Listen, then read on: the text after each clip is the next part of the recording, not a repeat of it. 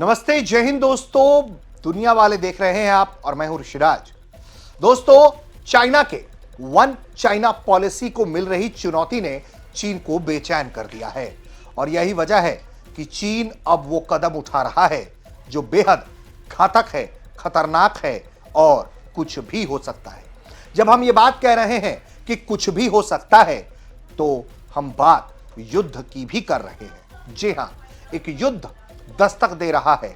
हमला होगा और फिर कब्जा होगा एक देश पर। चीन की यह तैयारी है। चीन उस दिशा में तेजी से कदम बढ़ा रहा है।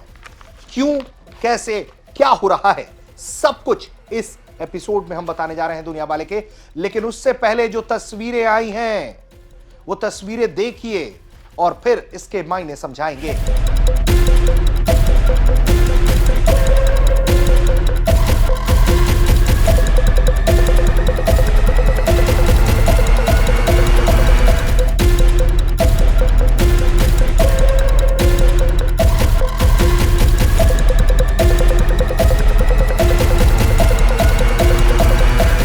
तस्वीरें हैं चाइना के लाइव फायर ड्रिल्स की।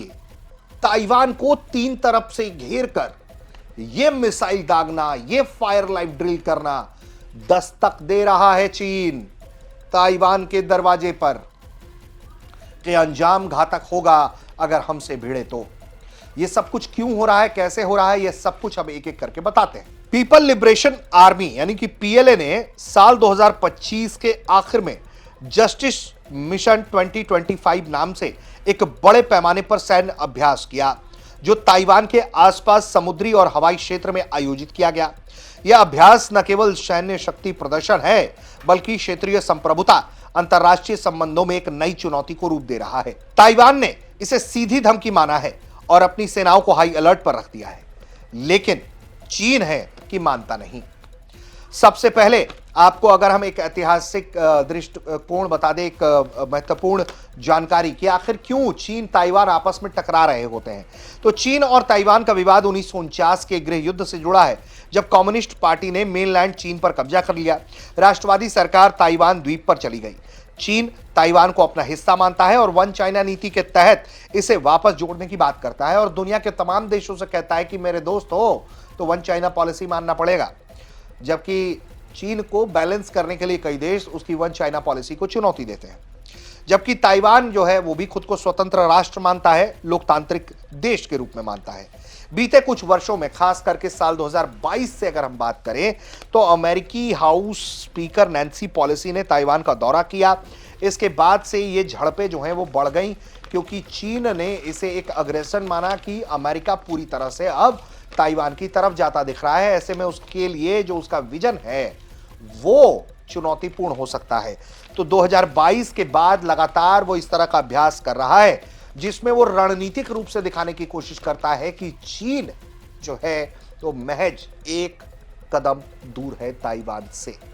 और यही वजह है कि जापान की पीएम ताकाइची हो या अमेरिकी राष्ट्रपति डोनाल्ड ट्रंप या तमाम दुनिया के देश जो ताइवान के प्रति अपनी जो है सहानुभूति रखते हैं, वो चीन के इस कदम को खतरा मान रहे हैं। हाल ही में ताइवान को एक बड़ा अमेरिकी हथियारों का सौदा भी हुआ जिसमें 11.1 अरब डॉलर के हथियार बेचने की जानकारी सामने आई जो अमेरिका देगा ताइवान को। जैसे अमेरिका जो है वो ताइवान के डिफेंस पावर को इक्विप्ड करेगा। ताइवान इसे अपनी डिफेंस नीति का हिस्सा मान रहा है और इसी से चीन बौखलाया हुआ है। और यही वजह है कि चीन के ईस्टर्न कमांड ने 29 दिसंबर को इस अभ्यास की शुरुआत की। अभ्यास में थल सेना, नौसेना, वायुसेना, तोपखाने की इकाइयों को ताइवान को घेरा गया, तैनात किया गया। और जो सैन्य संपत्तियां इस्तेमाल किया चाइना ने वो बताता है कि देखिए कितना खतरनाक है। अभ्यास में क्या क्या लेकर आ गया चीन, फाइटर जेट जैसे J-20 स्टेल्थ फाइटर, इसके अलावा bomber H-6K, drone wing Loong series, long range मिसाइलें जिसमें DF-17 हाइपरसोनिक मिसाइल भी शामिल है। यह सभी ताइवान स्ट्रेट के पूर्वी हिस्से में समुद्र और हवाई क्षेत्र में तैनात किया गया। इसके अलावा लाइव फायर ड्रिल भी किया गया और इसमें वास्तविक गोला बारूद के इस्तेमाल किए गए और लक्ष्यों पर हमले का ड्रिल किया गया। चीन ने एक ग्राफिक भी जारी किया जिसमें उसने दिखाया कि ताइवान के आसपास जो 5 क्षेत्र है उसमें वो पहुंचा और उसने लगभग 10 घंटे तक समुद्र में जो है हवाई गतिविधियां जो हैं वो की और उसने जबरदस्त दमखम दिखाया। चीन का कहना है कि यह अभ्यास संप्रभुता और क्षेत्रीय अखंडता की रक्षा के लिए है। इससे सी एयर कोऑर्डिनेशन, सटीक लक्ष्य खोज, न्यूट्रलाइजेशन क्षमताओं का परीक्षण जो है वो किया जा रहा है। अभ्यास में कई दिशाओं से एक साथ हमले की स्थिति को परखा गया, जो वास्तविक युद्ध की स्थिति जैसा लगता है। चीन की जो सरकारी मीडिया है शिन्हुआ, उसने जानकारी दी कि जो पीएलए ईस्टर्न थिएटर कमांड है उसने डिस्ट्रॉयर, फ्रिगेट, फाइटर्स, बॉम्बर्स जो है वो सब कुछ लेकर आया ईस्ट ऑफ ताइवान स्ट्रेट के पास, और उसने एक बड़े अभ्यास किए जिसके जरिए किसी क्षेत्र पर कंट्रोल पाना हो, दुश्मन के हमले को नाकाम करना हो, ये सब उसने किया है। यह अभ्यास जो है वो क्षेत्रीय स्थिरता के लिए बड़ा खतरा है, ये हर कोई जानता है। तनाव बढ़ता है तो अमेरिका, जापान और दूसरे सहयोगी देश जो है वो इसमें भिड़ सकते हैं चाइना से, और अमेरिका जो है वो ताइवान की रक्षा के लिए प्रतिबद्ध है। हालांकि कोई औपचारिक संधि नहीं है, लेकिन बार बार वो कहता है। जापान की जो हालिया टिप्पणी है वो भी बताता है कि इंडो पैसिफिक क्षेत्र में एक गठबंधन बन रहा है जो चीन की विस्तारवादिता को चुनौती दे रहा है और उसकी नीतियों का विरोध करता है। आर्थिक रूप से ताइवान स्ट्रेट विश्व व्यापार का एक महत्वपूर्ण मार्ग है जहां से अरबों डॉलर का व्यापार होता है। कोई युद्ध यहां सप्लाई चेन को बाधित कर सकता है, खास करके अगर हम बात करें तो सेमीकंडक्टर उद्योग में जहां ताइवान का दबदबा है उसको तो वो हैम्पर कर सकता है। इसके अलावा चीन की जो आंतरिक राजनीति से भी ये मामला जुड़ा है, जैसे राष्ट्रपति शी जिनपिंग अपनी सत्ता मजबूत करने के लिए राष्ट्रवादी भावनाओं वाले कदम उठा रहे हैं जिससे जनता ओतप्रोत हो। वैश्विक स्तर पर अमेरिका चीन टैरिफ वॉर और अन्य विवाद को और जटिल बना रहा है।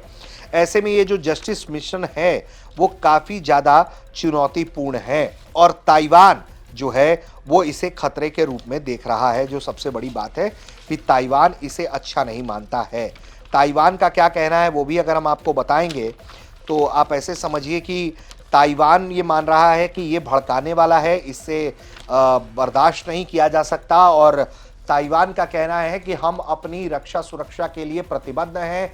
उसने अपने पूरे सिस्टम को हाई अलर्ट पर भेज दिया है ताकि चीन कोई बदमाशी करे तो उसका काउंटर किया जा सके। उसने भी एक इशारे पर अपने जेट्स तैनात किए हुए हैं ताकि चीन कोई वैसी बात ना कर पाए, वैसी हरकत ना कर पाए जिसकी तरफ अंदेशा है। और सबसे बड़ी बात है कि ताइवान की दृढ़ता और अंतर्राष्ट्रीय समर्थन जो है वो चाइना के इस कदम को थोड़े डगमगाते हैं, और दोनों पक्षों के बीच अगर बातचीत से कोई समाधान नहीं निकलता है तो आने वाले दिनों में ये लड़ाई हो सकती है, संभावित युद्ध हो सकता है, और युद्ध होगा तो आप परिणाम समझ सकते हैं। तो ताइवान एक तरफ जो है वो गुस्से में है, अमेरिका, जापान, एक गोलबंदी हो रही है चाइना के विस्तारवादी नीति के खिलाफ। वहीं दूसरी तरफ चाइना जो है वो खुलकर इस तरह के एक्सरसाइज कर रहा है, वॉर ड्रिल्स कर रहा है। रशिया जो है वो वन चाइना पॉलिसी का समर्थन करता है, वो कहता है कि भैया ये तो उसका घर का मामला है, हम इस पे कुछ नहीं बोल सकते।